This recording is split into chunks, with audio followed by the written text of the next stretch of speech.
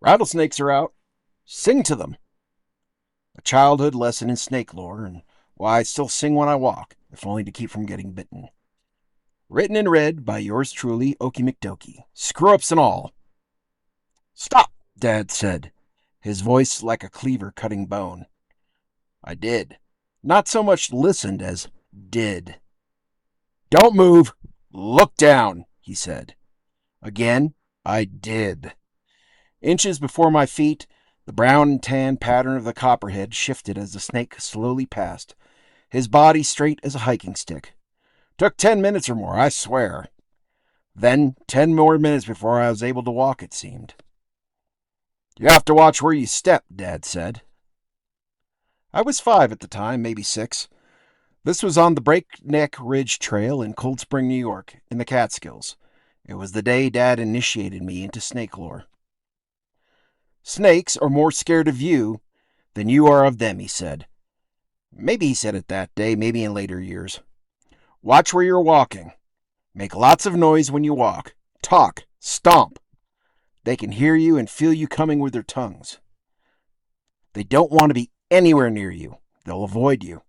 And if you come up on one again, stand very still, then slowly move away. Don't scare it, and don't run. If you see one snake, chances there's another nearby.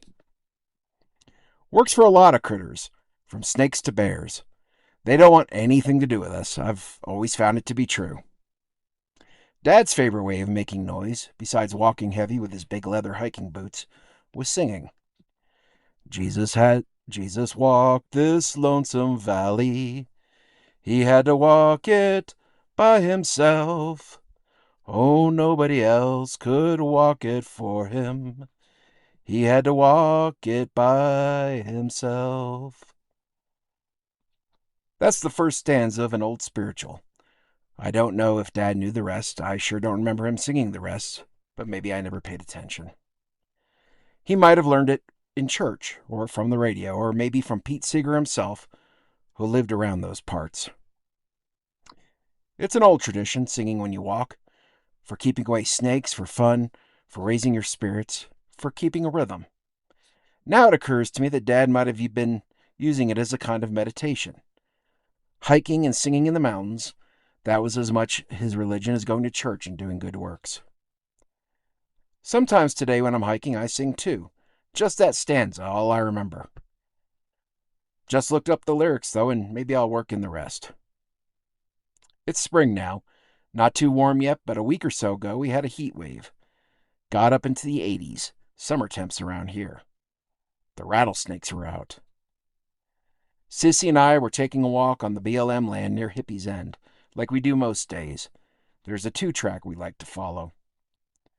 I was walking along, not singing, not thinking, not watching where I stepped too much, when a rattlesnake rattled, "Stop!" And so I did. When I heard that rattle, well, I was yanked into the present moment, let me tell you. He was about as far away from my toes as that copperhead long ago, only he was curled up in the partial shade of a sagebrush by the trail. I stopped. I snapped, "Stop!" at Sissy. I backed up a few feet, slowly, into the open middle of the 2-track, looking for more snakes. Then I put Sissy on the leash, not that she needed it. Sissy learned her lesson about harassing rattlers 2 summers ago. Got bitten awfully sick. Her head swelled up 50% on one side, like she had a melon stuffed in her cheek. Cost me around $2,500 in emergency vet bills. She knows better now, but I was taking no chances. Got her on the leash, moved wide around the still rattling rattler, and continued on our way, a little more present and watchful. Now, you might think that'd spoil the walk. No. I was startled, sure, but snakes don't generally bother me, as long as they keep their distance. Sissy and I just shook it off and kept on going. Way I figure it, snakes are people too. Just a question of boundaries. They've got theirs, I've got mine. Besides, I like them out here eating mice and rats, which I also regard as people. People who crap in my van and chew up my wiring if I let them. So anyway, as I continued on with the walk, my mind went back to Dad's lessons on snake lore so many years ago. And on the return, I started singing a song. Not Dad's song, though. Started making one up. Hey, Mr. Rattler, walking on by. There's no snake in my chili pie. It's your chance to slip away. You've no need to bite today. Hey, Mr. Rattler, walking on by. Places to be, and that is why. Hear me stepping, clump, clump, clump. I'll walk louder, stomp, stomp, stomp.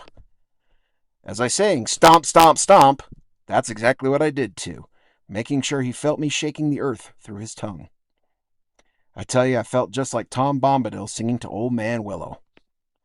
Didn't convince him to scram, though. The snake was still under that sagebrush on the way back, but he didn't rattle, and I had fun with my little tune. Sissy seemed more relaxed, too. I gave the bush a wide berth and kept on walking, singing a little softer now.